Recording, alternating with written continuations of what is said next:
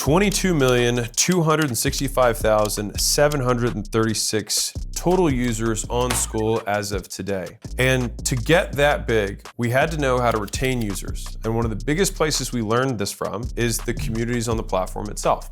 And so in this video, I'm gonna break down what we've learned so far that you can use to retain your customers longer in any recurring revenue business. And this is a special shout out to School and Sam. I'm taking all the learnings that he put in the School news and I'm trying to make them public because I think they're awesome. So number one is think of churn like a leaky bug net and then diagnose what's actually happening. So your MRR, meaning your monthly recurring revenue, grows when new members are greater than churn members. So for example, if you sell 5 people and you lose 4, your MRR will grow.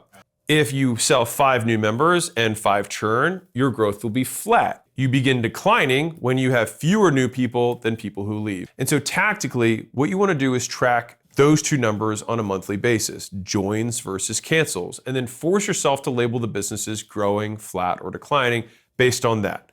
That's thing one. Thing two, you want to use retention benchmarks. And so this way you can know if you're good. And so I'll just give you the School platform averages. Now to be clear, this isn't churn for like an insurance premium or an alarm system.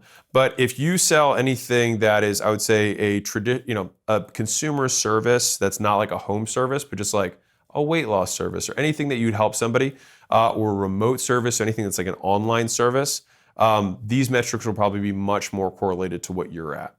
And so the platform average across School is 80% monthly retention. So said differently, is 20% churn. So 80% stay, 20% leave. That's the platform average. Now the best groups have less than 10% churn, aka 90% retention month over month. The not good groups have less than 70% retention, aka 30% or higher. And so tactically, if less than 7 out of 10 people want to stay on a monthly basis, you probably need to work on your retention more than anything else. It'll be the highest ROI lever.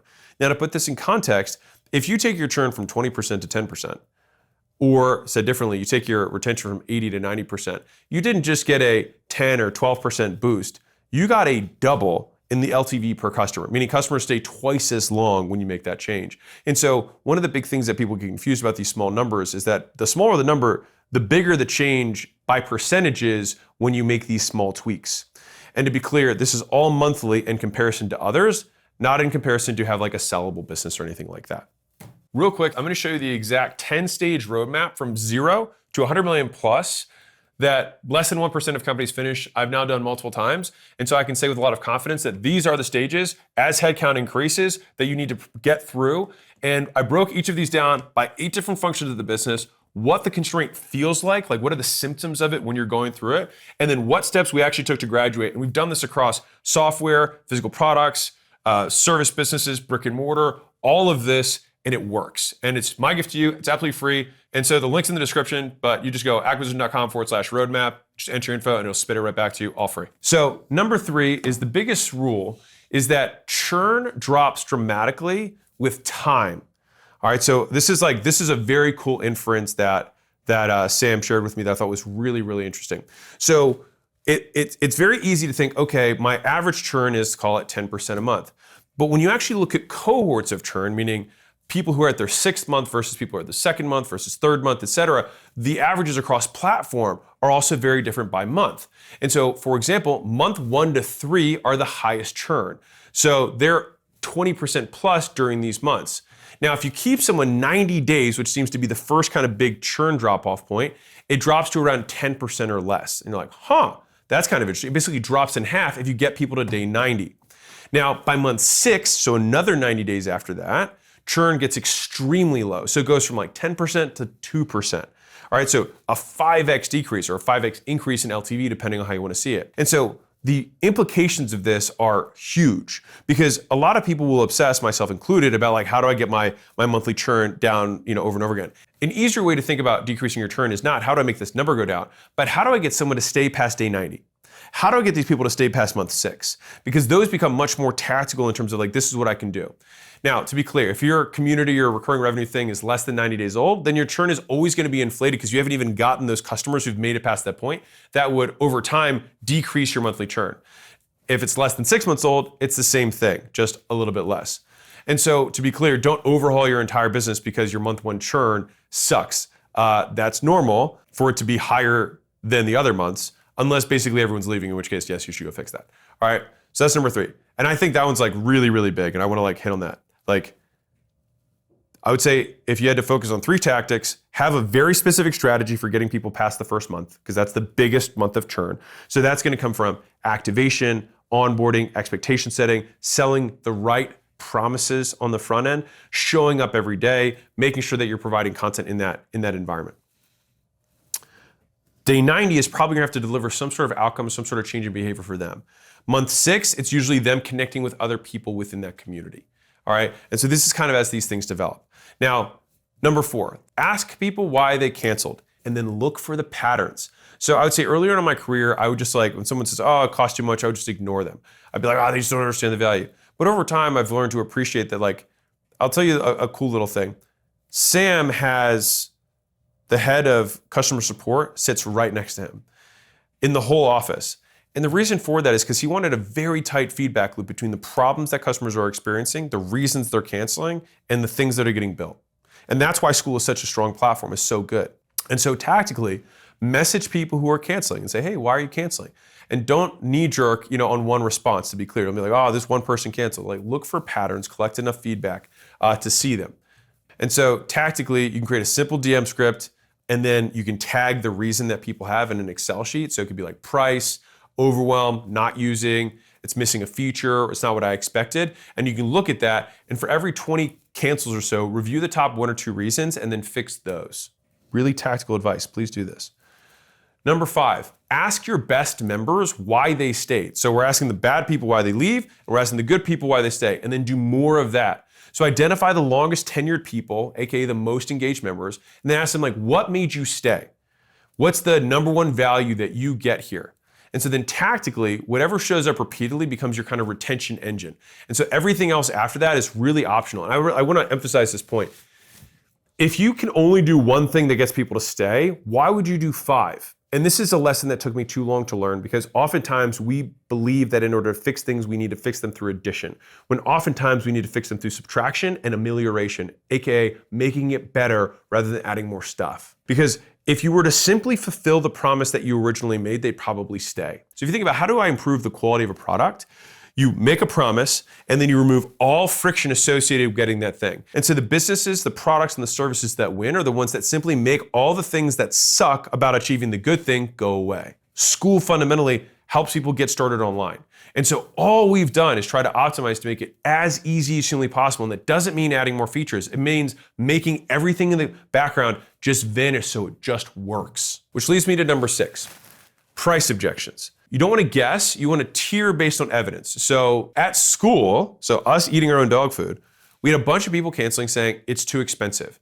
And so what we did is we created a lower tier while still keeping the higher tier available with some additional metrics and additional admins, things that unique URLs, no sidebars of competitor groups kind of advertising the same area. We kept that for the high level people, but the people who are lower level, who are just kind of hobbyists or just getting started, we created a 11 times cheaper tier from $99 to $9, right? And so this was important for school because a lot of hobby groups are people getting started and maybe they're not necessarily making a ton of money. They got to figure out a few months, and the difference between $100 a month and $9 a month is pretty huge.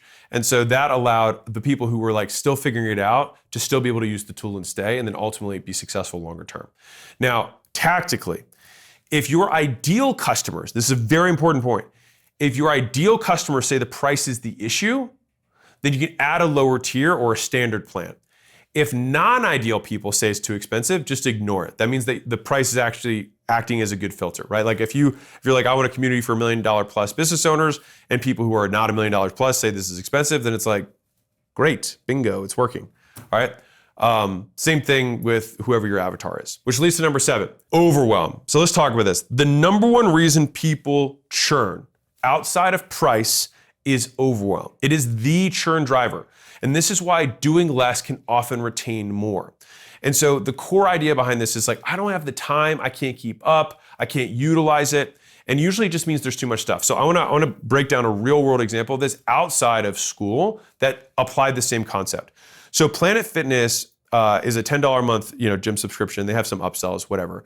And they were able to enter the market in a place that there's already tons of gyms, there's already tons of health clubs, et cetera. But what they realized when they surveyed customers was that people joined health clubs and they were paying $59 a month or whatever. And they had basketball courts and racket courts and cardio and pool and all this other stuff, right? And when they surveyed people, the vast majority of people just used the cardio equipment and a little bit of weights. And so they were like, wait, so these have these massively built out things, but people are only using 10 or 15% of the facility. And so what they did, they said, what if we just took out that 10 or 15%, put it over here, and then charged way less for it? And by doing that, they had a superior value proposition. Now, here's what gets really interesting. When you have 5 things that you pay for, but you only use one, you feel like you're only getting 20% of the value. If for the same price, you just offer that one thing, people feel like they're getting 100% of the value. So someone is more likely to churn in this scenario because you added more stuff because now they feel like they're using not enough of it. Wild. So us as business owners, a lot of times we're thinking, I'm gonna add this, I'm gonna add all this extra stuff. But the reality is all we did is we gave them more reason to cancel because they never used it. And so we had a community-owned school where they found out about this. They deleted content that they had and they took their churn from 30% month over month to 5%. They had a 6x increase in LTV by simply having fewer things. All right, a simple version of this is, and I'll give you a tactical, I'll give you a couple tactics around this. So you can make a little form and just simply ask your customers, hey, if I were to delete everything, what one thing would you fight for? And on the inverse, if I were to keep everything and just remove only one feature, which one thing would you not mind seeing go? And then if you chart those on a graph, what you'll find out is what the number 1 and number 2 most valuable things are. And oftentimes it's really outsized.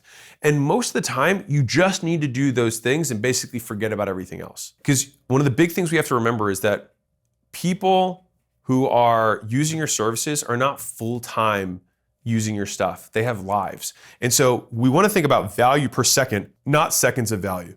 And in the digital world, that might mean just one post, one call recording, or just one single action that you need to take that's valuable for them. That's it. If someone just gets that every week from you, they're in. Which leads to number 8. Design for the extremes. Have a busy path, like the person who's just kind of like a dabbler dipping their toe in the water, and then also have kind of like the power user depth.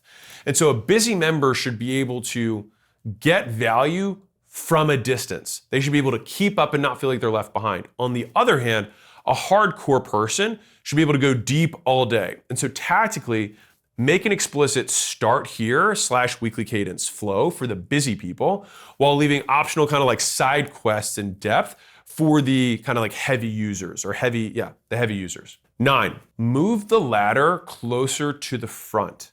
So front load the thing that people love. So we use snakes and ladders as a concept. So you want to remove the snakes, AKA the friction, the confusion, the overwhelm. And if there's a long ladder, the thing that makes people stick, put it in the onboarding. So tactically, if the calls are the stickiest thing, or this specific service, or this specific implementation or onboarding or activation, the best call replay, whatever it is, the pinned post, put that sticky thing up front. And you want to pin, this is now a school specific thing, but it still works with any onboarding, is you want to pin the fast win up front so new members hit that value ideally within the first 24 hours. And this works for any recurring business, whether you're teaching someone how to sell, teaching them to work leads, teaching them how to pickle jars, whatever. Like, as long as you have a way to get people to win fast, they will like you more. 10, show up daily and care. So this is something that we saw across all communities, is that the owners who showed up in the community on a daily basis had significantly higher retention than the people who didn't. Big surprise. Now, we've basically never seen this fail. And so if a member feels like the owner isn't active or doesn't care, they leave. And so a tactile minimum would just be like, put an alarm, make it part of your daily routine. And so on a small level, you can clear notifications, DMs, report whatever content or, deal with content that people might have reported. Now, this is talking about school, but you can apply this to your own business, which is like, what am I doing every day to show up for my customers? And can I make that a repeated action that I do that's high value and high leverage?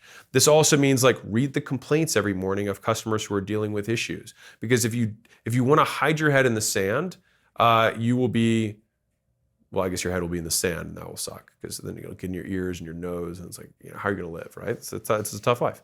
And so encourage the good behavior that you have, the people who follow what you want. People leave nice reviews, people leave nice testimonials. You want to tell people and say, good job. On the other hand, delete bad stuff and delete bad people. I cannot tell you how powerful deleting cancers is. Like if they do it in your body, you should do it in your community or membership. Which leads me to number 11, which is a weekly call and a recording. And so live voice / face deepens relationships. And so recordings kind of just like let busy people keep up. There's very often that there's like weekly podcasts that have tremendous retention.